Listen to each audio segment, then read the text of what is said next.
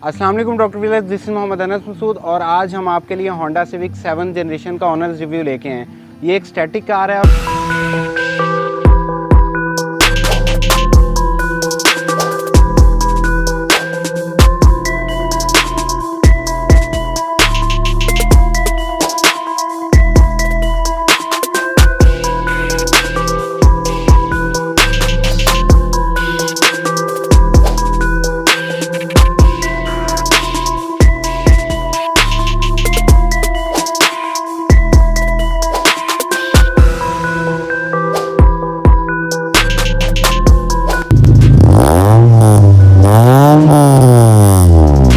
Honda Civic 7 generation के बारे में अगर हम बात करें तो होंडा सिविक की कामयाब गाड़ियों में से एक थी और ये उस ज़माने की बात है जब इसके मुकाबले में टोयोटा की ऐसी सैलॉन होती थी 1996 से 2002 तक आती रही। वो भी बड़ी कामयाब गाड़ी थी, लेकिन उस ज़माने में एक चीज़ ये थी कि जिस तरह आज है कि होंडा की गाड़ियाँ बड़ी स्टिफ होती हैं और टोयोटा की गाड़ियाँ एज़ कम्पेयर टू होंडा बड़ी सॉफ्ट होती हैं। उस ज़माने में ये था कि सिविक जो थी बड़ी सॉफ्ट और बड़ी एक कंफर्टेबल गाड़ी समझी जाती थी और उसके मुकाबले में टोयोटा बड़ी हार्ड और रगड़ किस्म की गाड़ी थी। हमारे साथ इस गाड़ी के ओनर मूसा मौजूद हैं, सो उनसे पूछते हैं कि उनका डिसीजन कैसे बना। तो सबसे पहले मुझे बताइए कि इस गाड़ी के बारे में डिसीजन कैसे बना और कब से ये गाड़ी आपके पास? साल हो गया है मेरे पास इस गाड़ी को और बड़ी मेहनत की है। वैसे मैंने घर वालों को मनाया था इस गाड़ी के लिए, लेकिन वो मान नहीं रहे थे। तो लेने के बाद जो इसको मैंने मॉडिफाई कराया, सबसे बड़ी मेरे पास चीज़ यही है। तो इसमें मैं साल हो गया मेरे पास। अच्छा मूसा, आपने इस गाड़ी को क्यों चूज़ किया? इससे पहले आपके पास ईके की भी ऑप्शन आ जाती है और इसके अलावा और भी टोयोटा की गाड़ियाँ ज़्यादा रिलायबल समझी जाती हैं एज़ कम्पेयर टू होंडा। लेकिन पाकिस्तान के अंदर ईगल आई में जो 2005 मॉडल है, ये मॉडिफिकेशन के लिए सबसे बेस्ट मॉडल है। तो मुझे शुरू से ही ये मॉडल बहुत पसंद था, तो इसीलिए मैंने यही वाला मॉडल चूज़ किया। सबसे पहले हम मॉडिफिकेशन की तरफ आते हैं। सबसे पहले इस गाड़ी के एक्सटीरियर से स्टार्ट करते हैं। इस गाड़ी का पेंट तो आपने ओरिजिनल रखा हुआ है और इसके अलावा जो एक्सटीरियर में मॉडिफिकेशन हैं वो चीदा वो एक्सटीरियर के अंदर इसकी लाइट्स मैंने चेंज कराई थी। प्रोजेक्ट्स नहीं है, लेकिन उन्हीं को मैंने चेंज कराया थोड़ा बहुत। इसके रिम्स हो गए, टायर इसके चेंज हैं और इसके बम्पर्स वगैरह। इसका रिम लो प्रोफाइल है, 17/10 JJ का है इसका रिम। गाड़ी आपने कॉइल ओवर्स पे लो की है या लोअर स्प्रिंग्स पे की? मैंने कॉइल्स ओवर पे लो कराई हुई है। ओवर 2 वे हैं। तो इस गाड़ी के इंजन को आपने स्टॉक रखा हुआ है या उसमें कोई मॉडिफिकेशंस की हुई हैं? गाड़ी का इंजन मैंने 1 हफ्ते पहले चेंज कराया है। पहले इसके अंदर 1500 था, तो वो क्योंकि 15 साल हो गए इस गाड़ी को, पुराना हो चुका था, तो वो मुझे बहुत ज़्यादा तंग कर रहा था। इस वजह से फिर मैंने अब इसके अंदर 1600 रखवाया है। अच्छा मूसा, सबसे पहले तो गाड़ी के एक्सटीरियर में आपने बॉडी किट्स वगैरह इंस्टॉल की हुई हैं। बॉडी किट्स के बारे में बताइए, फाइबर की हैं प्लास्टिक की हैं और इसमें कितनी कॉस्ट आई थी? ये फाइबर की हैं और मेरे ख्याल में 15,000 पे लगा था मेरा इसमें। और नेगेटिव कैमर की हुई है आपने और बड़े रिम्स की वजह से लुक तो बड़ी खूबसूरत आ जाती है, लेकिन आपको प्रॉब्लम्स कौन कौन सी फेस करनी पड़ती है? बड़े रिम वैसे लुक करने में तो बहुत अच्छे आते हैं, लेकिन जब आप चलाते हैं ना रोड पे, तो ये काफ़ी ज़्यादा बॉडी से टच होते हैं, जिससे बॉडी की साइड स्कर्ट्स को भी तंग होता है और रिम के ऊपर भी जो आपके जो उसकी शाइन होती है, वो शाइन काफ़ी ज़्यादा जल्दी ख़त्म हो जाती है। अच्छा, इसके इंटीरियर में कौन कौन सी मॉडिफिकेशन हैं वो आप बता दें।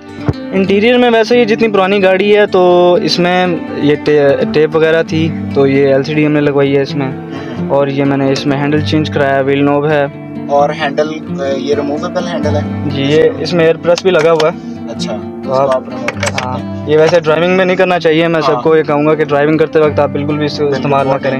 हाँ। और इसके अलावा इस गाड़ी के अंदर आती थी स्टीयरिंग एडजस्टमेंट भी आती थी। हाँ, स्टीयरिंग एडजस्टमेंट भी है। और इस गाड़ी के अंदर एयर बैग्स नहीं आते थे, ABS ब्रेक्स थी।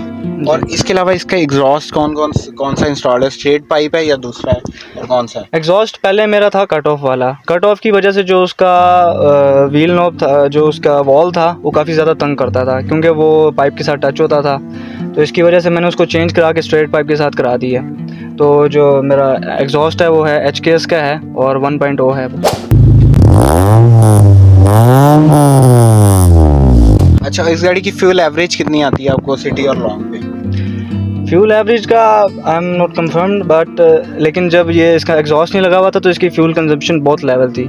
मींस अगर आप इसकी टंकी फुल कराएं तो 4-5 दिन ये आराम से आपका गुजार देती थी। वैसे इसकी नॉर्मल 10-11 इतनी? हाँ, 10-11 है, 10-11। तो फिर उस हिसाब से इतनी पुरानी गाड़ी है, उस हिसाब से तो बिल्कुल ठीक है। हाँ। और अगर आप किसी स्टूडेंट्स को रिकमेंड करना चाहेंगे कि वो इस गाड़ी को मॉडिफाई करवाएं, जिनका एक सर्टेन बजट हो 15 लाख तक का?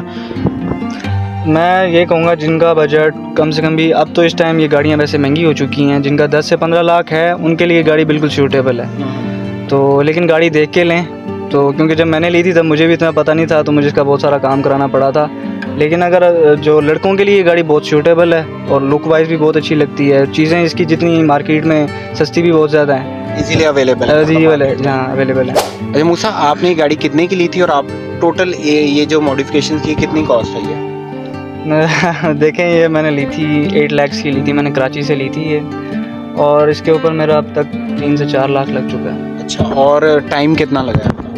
ये अब देखें, मैं फर्स्ट ईयर में था जब मैंने गाड़ी ली थी, तो इसको मैंने काफ़ी ज़्यादा मॉडिफाई करा के, क्योंकि वो मैं सीख भी रहा था और मेरा पहली दफ़ा था, तो मैंने खुद सारा कुछ कराया। हाँ, फर्स्ट एक्सपीरियंस था, तो मुझे 6 महीने लगे हैं इस गाड़ी को मॉडिफाई कराते हुए। अच्छा, और बड़ी एक एफर्ट होती है और बड़ा एक टाइम होता है। और सुबेज़, ये था आज का ओनर्स रिव्यू। होप के जो लोग स्टैटिक कार्स को पसंद करते हैं उनके लिए हेल्पफुल हो, और जो लोग गाड़ियाँ तैयार करवाना चाहते हैं उनके लिए भी हेल्पफुल हो। So stay tuned for further reviews. किसी नए रिव्यू में आपसे मुलाकात होगी। अल्लाह हाफ़िज़।